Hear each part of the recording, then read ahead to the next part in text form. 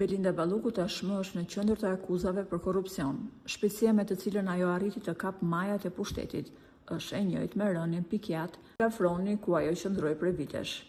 Por ajo që të bie në sy është fakti se të paktën personat brenda Partisë Demokratike që kanë guxim të flasin për Belinda Ballukun.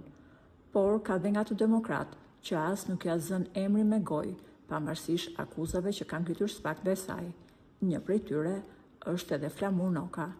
Në asnjë denoncim nuk është parë dhe dëgjuar që Noka të flasë për Belindën, as në parlament, as në debate dhe as në denoncime.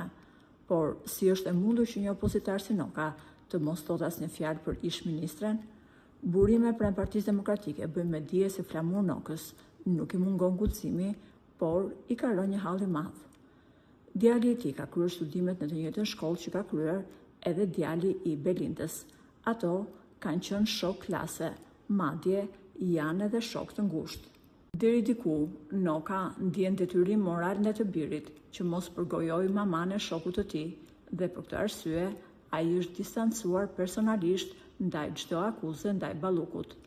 Edhe pse në televizor duket shpesh sikur midis pozitës dhe opozitës marrëdhëniet janë të tensionuara, thellë, ato nuk janë aq armiqësor sa shfaqen në media, madje din të ruajnë mjaft mirë ekuilibrat e tyre familjar.